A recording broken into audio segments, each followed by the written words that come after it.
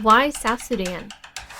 An Every Village podcast where we answer questions about the world's youngest nation. The question of the day is, why not water delivery? Hey everyone, this is Tiana Johnston and I'm the host of this podcast called Why South Sudan, where we answer questions about the world's youngest nation and our ministry. So we have someone very special in the studio today, Andrew Brown. Hey, Tiana. See, I like to make you feel like really special every time you come in. Well, I do. Every time. It never gets old. Good. All right. So today's topic, well, one, I want to hit on that the last several topics have been really great, which I know I always say, oh, this is my favorite one, but they have been really good. But I am excited about today's topic as we talk about water delivery. And so first, I actually want to ask a fun question in reference to your time in Uganda and then also visiting South Sudan. So as in South Sudan, or even in, let's say, Uganda, when you live there, I mean, you would experience what a lot of people in other parts of the country experience is when water gets shut off. And then what do you do? That's right. I mean, well, I think one thing that you realize in countries like that is that access to electricity is not that important. Yeah. I mean, at least let me say it, over a short period of time. It's really not a big deal, especially if you live in a beautiful place in the world like Kampala, Uganda, where it's like 72 degrees all year. True. So there's no air conditioning anyway. You just keep your doors and windows open and it's amazing. So, losing electricity is not a huge deal, but losing water is immediately difficult. Immediately, right? Mm-hmm. It's like, so, I mean, I could go a week without power and yeah, there's nuisances and you got to figure out how to charge phones or things, but like at the end of the day, whatever. But even if your phone's dead for a day, it's not a big deal. But water, you need water. You need to drink it. You need to bathe. You need, for washing clothes. I mean, everything, right? Cooking, it requires water. So, the times that we lost water was a bigger deal, and it taught us the importance of it. Now, thankfully, in Kampala, we had a pretty large water tank on our property, and so that was fed by city water. And so city water would go out, but typically it wouldn't go out long enough for us to deplete the water in our water tank. But there was one time I remember that we were without water, city water, for like 3 days, and we did deplete the water in our water tank. And so, I mean, again, for us, we didn't suffer because we had other options, but there was a kind of a little local gym nearby our house, walking distance from our house, and we'd go and we'd shower there in the mornings, I remember, for a week. And so we didn't suffer, but we definitely did experience like what it's like. And of course, we could go to the store in Kampala. It's a big city, and we could buy water for drinking and other things. So, but yeah, man, you realize quickly. And then even in Houston, remember, a few years ago when we had that huge freeze that burst a ton of pipes, and so many people lost water for a while, and you realize pretty quickly, wow. So anyway, I think that's just teaches us the importance and putting ourselves in the lives of so many people around the world that don't have a lot of access to water. And I think we've talked about this on the podcast before, but a few years ago, Tiana, I don't remember what year, but I took the 5-gallon challenge, remember? Mm-hmm. And I came in the office, and that's, the average, person in really all the continent of Africa and a lot of places in the world lives on 5 gallons of water a day or less. And, that is not a lot of water, especially depending on, what you're considering it all for. And so I did the 5-gallon challenge, and I wanted to kind of just, really hold myself to it. And so I actually got 5-gallon water jugs, individual jugs, so that I could kind of track it throughout the day. And I labeled it ahead of time of like, here's my proposed use of this gallon of water. And it has to include everything from flushing toilets to, obviously cooking and drinking and washing and all that. And I didn't want to like change my life. It would be easy to do it over a course of a day to just like not do any physical exercise or not do anything. But I wanted to like live my normal life with 5 gallons of water. And so I went running that morning, and, so I was very thirsty and I was very, very sweaty. And so I had to shower. You do sweat. And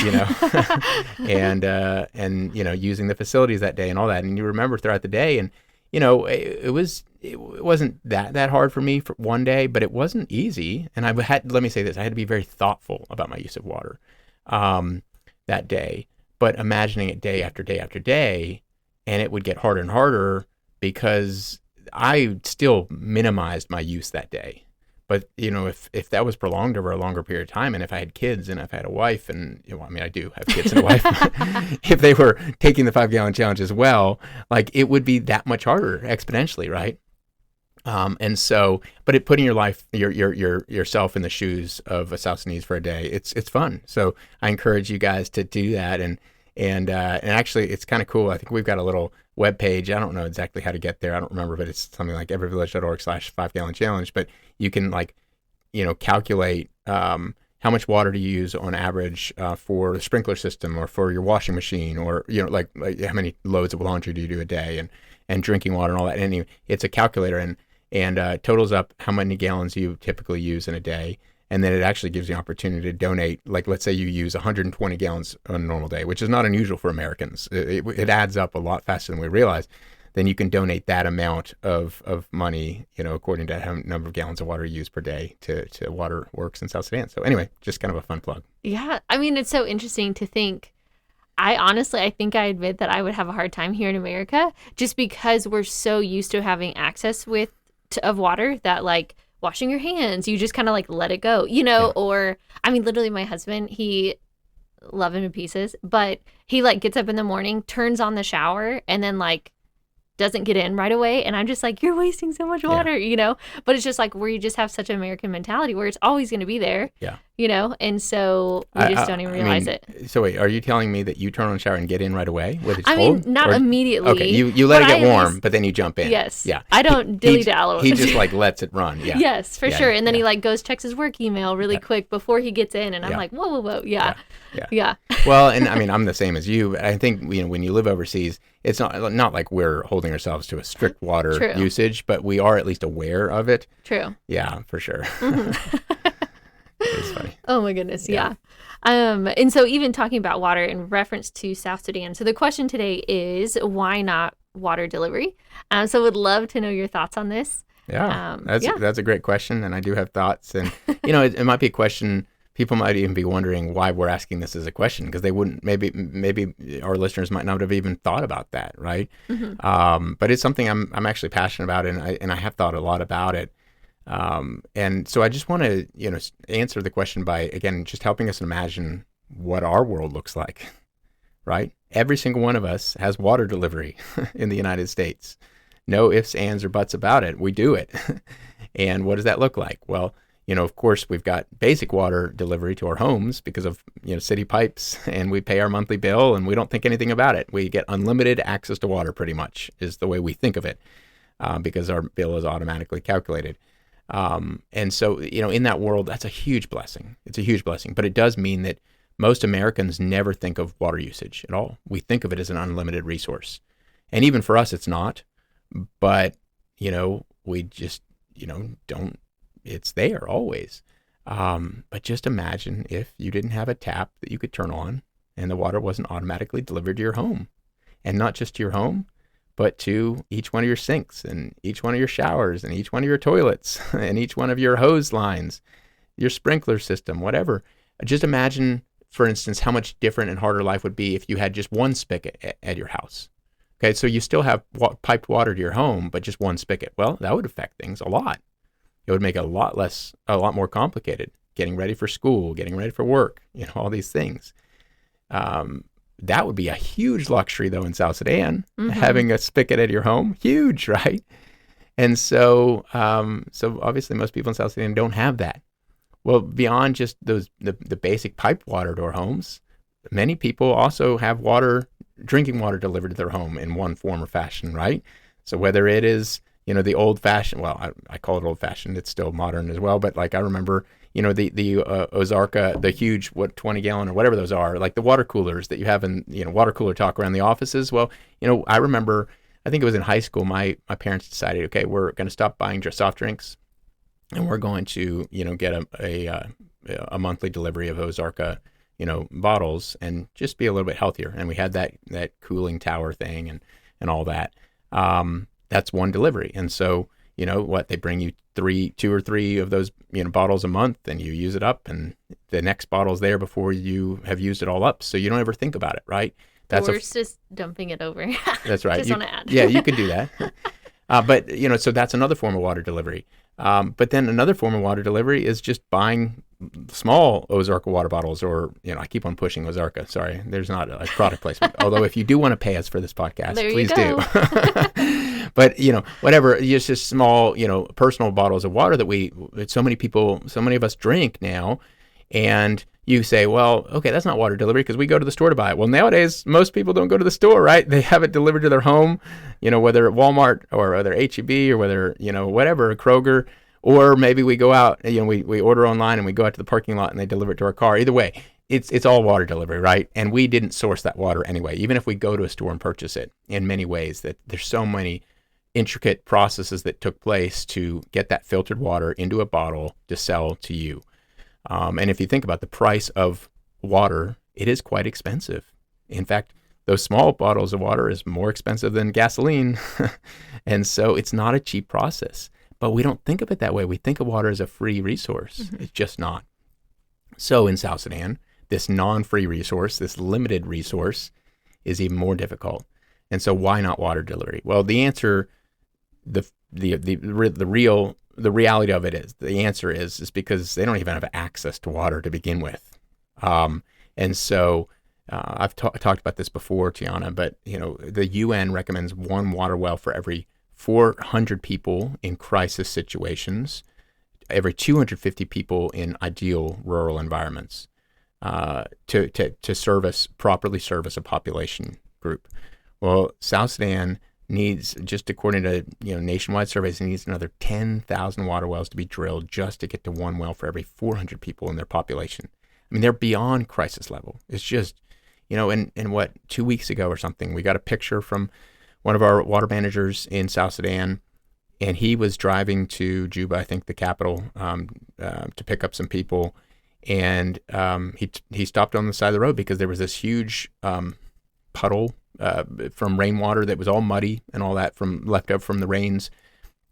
And there was a lady who was bending down on the road, dipping her bucket into the water to get water for her family.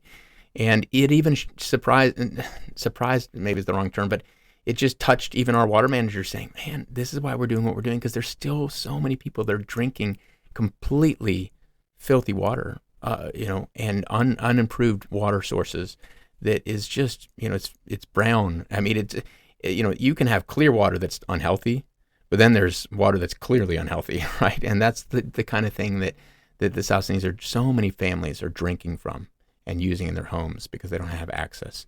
So there's just not enough water points in South Sudan to even start thinking about delivery. So I would say that's what we're about right now, is our phase 1 and phase 2 of access to safe water for every village in South Sudan, is just getting regular access, close access, and then a regular maintenance of that access. Because even if you get the water wells in place, we've talked about this so many times, then you still have to make sure that they're maintained year after year, or otherwise they don't do you any good long term anyway. And so it's the drilling, it's the maintenance and repair. Once you get villages that have a water well, or have 2 water wells or 3 waters, but depending on the population, right? You need a lot of access to water. Once you have that, and once you have the ongoing maintenance repair that's locally owned and operated by South Sudanese, then we can start to think about delivery. But until then, it's a little premature. So I would say right now we're not, getting into water delivery at all, but I do have a dream of getting there because, we want to be thinking about, again, multi-generational vision for this nation. And long term, we don't want women to be walking, even if it's only 10 minutes, which is an incredible walk. I mean, that's a really short walk. Right now, so many women are walking an hour, 2 hours, sometimes even 3 hours to get water. But let's say we bring that down to 15 minutes because it's a water well right near their home. Still think about that again. Just imagine it in your home if you didn't have any piped water to your sinks and showers, but you had to do a 15-minute walk to get water. How much would that impact your life? Mm-hmm. Crazy amount, right? There'd be so many things that you couldn't do because you've got to get water. And you also have to hand carry that. So it's like you're walking 15 minutes each direction and you're still not able to get that much water, right? If you're carrying the jerry can on your head, Or maybe if you're fortunate, you've got a wheelbarrow and you can carry 3 jerry cans back. Still, But the water spills out. the water I feel like spills you don't out. think about that. Right? Yeah. And you see all kinds of contraptions of that people have created, little local contraptions to try to carry a little bit more water or to relieve some of the physical burden of that. But it still takes so much time and you're not getting that much water. Our lives would be so much less fruitful. We wouldn't have the time that we had if we had to make a 10, 15-minute walk. And so we're not satisfied with just getting women in Africa, in South Sudan specifically, a short walk to the water well. That is the beginning, and that's a huge blessing because at least it's safe water, but that's not the end. And so long term, we do want to see water delivery even into the homes. So I would say a couple of things that we would want to think about. First off is how is that best accomplished, the delivery of the water into homes, and then I'll say what's the business model behind it? Why would South Sudanese want water delivery in their homes? So first off, the how. Well, to me, again, it's going to be in iterations. But the first step would be something super simple where you've got, whether it's, I could see teenage boys doing this, or maybe it's teenage girls, whatever, but somebody who sets up a little small local business and they're pumping water at a well, filling up a bunch of jerry cans, and they've got a cart with maybe a donkey, or, maybe they do have a motorcycle and they can carry, a trailer or whatever of water with jerry cans of water, and they fill up all those cans, and then they do it's like the old milkman, right? They do the round around their village and take the jerry cans to the homes, and people pay them for it. All right, so that's the first step. I mean, we're generations away from piped water, but there, that's certainly can be the case. Now we could get to where we have piped water yards, so it's not just manual hand pumping, which takes a lot of time. And there's so many lines and so much conflict due to those lines.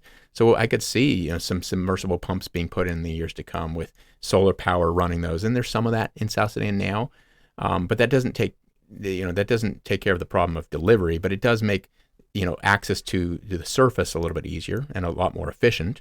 And so that's a possibility, of course. But you're still getting into the homes is what we're longing for eventually.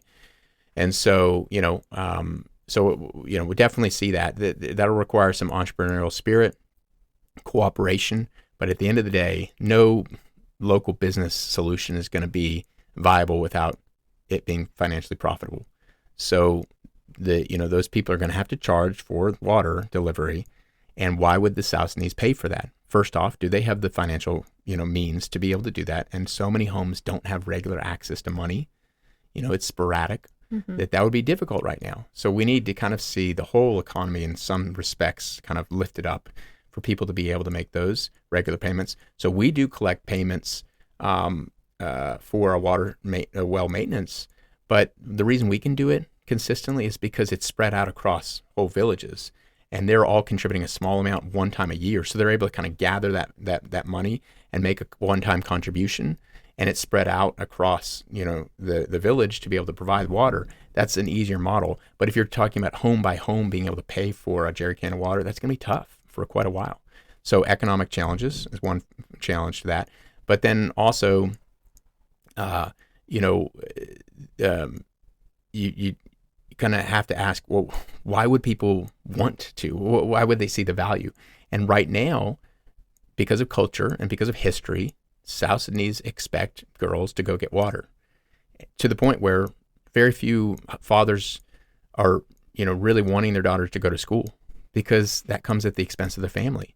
Because A, they have to pay for school, but B, is they suddenly lost a worker to go get water for their family. So they're having to figure it out, and it creates challenges to send girls to school. And there's so many different reasons, right? But that's just a simple reason that's day in, day out a reality.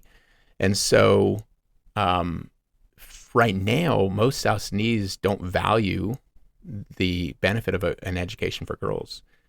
Well, if they don't value that, then they're not going to value paying for water, because they're not going to think that there's any better use of their daughter's time. But if we can get to where they start to see, oh, there's a time value cost to this, is if I pay 50 cents for a jerry can of water, or whatever it is, $1 for a jerry can of water, my daughter gets 2 extra hours or an extra hour of her day maybe she can go to school and study or whatever it is. They don't think that way yet. No, they can definitely get there. And there are South Sudanese that do think that way, but it's not the norm right now because they don't have that as an option. So, until that starts to become a possibility, it won't even be financially viable for, local businesses to start the water delivery. So I hope that, that explains kind of, it's an intricate process, but what we need to focus on right now is just ongoing, regular access to water at a community level, not at a home level, but at a community level. Once the South Sudanese experience that, any society eventually starts to see that, and then they say, oh, we want more. We want it in our homes. And that's a good thing. And that demand will drive solutions in the future. And so it's definitely something I'm passionate about. And, I don't know if and when every village will be a part of that. I could see us being a part of that. I would love to add water delivery to our services. But right now we've got too big of a job just getting access to water and sustainable access to move there. So anyway, hope that helps. Yeah, no, I thought that was so great. I think even just hearing just the desire, I mean, that's the desire of every village, is to see the nation grow, and to eventually get there. It actually, when you were talking, it reminded me of when I was in Gambela, Ethiopia, which is, many, many steps up from South Sudan, but it's still very impoverished. But they go off of city water, but when the city water's out, then they have a tank, and a boy on a donkey would come by with all the water and everything. And so even envisioning that in South Sudan, I could see homes, that are status level, with educated parents and everything like that, even just having a tank with a spigot, it might not be underground water or anything like that. So I could eventually see that happening. But I do agree with you that it's going to take time, but I'm thankful that we're at step one and our vision is to see it through, and Lord willing, maybe we will be part of it. And if not, that's okay too. But at least our hope is. Yeah. And if we're not part of it, but it's being solved by somebody else, that's awesome. Mm-hmm. It doesn't have to be us. We want to see the nation developed, and we want to see people grow in health and access to these things. And in fairness, I mean, in towns in South Sudan, there is some of this happening already. It's just not that common. Not that many homes are using the services, but there are some examples of this in South Sudan, but that's not the norm. And the areas we're working, most of the areas we're working are not towns. They're very, very rural villages. They're the bush. Mm-hmm. And in that environment, it's not practical. The homes are spread apart, and they don't have donkeys or motorcycles or whatever it takes, even bicycles. And it's the ones that are working for the government or, exactly. That have the higher income, or that were educated, or families in Canada or, Australia, and they're able to send funds. But yeah. So anyway, water delivery, it's just like, again, I mean, it's not something we think about. We just take it for granted, but it is massively important in our lifestyle. Mm-hmm. And if we didn't have access to it, then our lives would look very different. And so, I just encourage all of us that are listening to this, just to thank the Lord right now for water delivery and how it enables you to go about your day and do the things that fulfill you and your calling to the kingdom. Yeah, I love that. And I challenge anyone, don't leave your shower running for a long time. Hopefully you're not you're not calling out your husband on Hopefully this podcast. My husband's listening to this. Nothing like passive-aggressive comments on a podcast going out to thousands and thousands, millions. We don't know how many people are listening to this podcast, Deanna. Good thing he knows I love him. All right. Well, thanks so much, Andrew. So I invite everyone back to the next episode as we answer the question, do you only minister to the South Sudanese? Take care.